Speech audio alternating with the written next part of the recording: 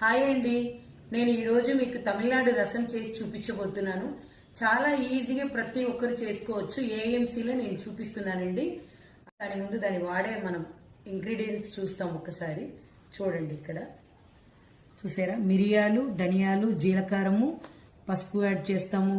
Salt కావాలి కదా, tomato, పచ్చిమిరపకాయ, ఎండుమిరపకాయ, చింతపండు, వెల్లుల్లిపాయ, మన కొత్తిమీర వేస్తాం, దాని కరివేపాకు, ఇంగవ కూడా మనం 20 హై నేను యూజ్ చేసుకుంటున్నానండి. స్టవ్ ఆన్ చేసి వేస్తున్నాను. అంటే మనకు ప్రీహీట్ అవ్వాలంటే 1 మినిట్ అవుతాయి కదా. అప్పుడు అందులోపల మనం ఏం చేస్తామంటే మిక్సీ జార్ తీసుకుంటాను. ఒక నిమిషం. దీనిలో ఇప్పుడు మనం ఏమేమి యాడ్ చేస్తున్నానో చూడండి. చూసారా, ధనియాలు, జీలకారము, మిరియాలు, మనం ఎంత పెట్టబోతున్నామో దాన్ని పెట్టి వేసుకోవచ్చండి. ఎండుమిరపకాయలు 3 వేయాలి, చిన్న చిన్నగా ఉన్నాయి కాబట్టి. పచ్చిమిరపకాయ 3, అలాగే మనకు వెల్లుల్లిపాయ, చింతపండు, టొమాటో కూడా అంతే మనం దీనిలో వేసేది.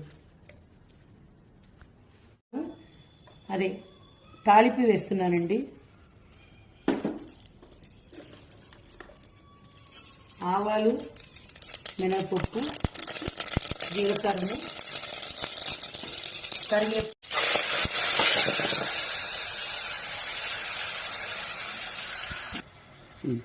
ఇది మనం తాలింపు వేసింది కదండి, ఆ మిక్సీ వేసింది.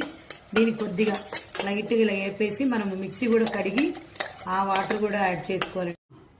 నేను ఇప్పుడు యాక్చువల్లీ పోపు వేసినప్పుడే పసుపు వేసుకోవాలండి. నేను వేసాను. మనం అది వేసాం కదా, సాల్ట్, గవ పౌడర్ అండి మెయిన్ అనమాట రసానికి. అలాగే బెల్లం వేసుకుంటాము. కాకపోయినా బెల్లం లేదు కాబట్టి షుగర్ కొద్దిగా వేసుకుంటాం. వచ్చేస్తాము.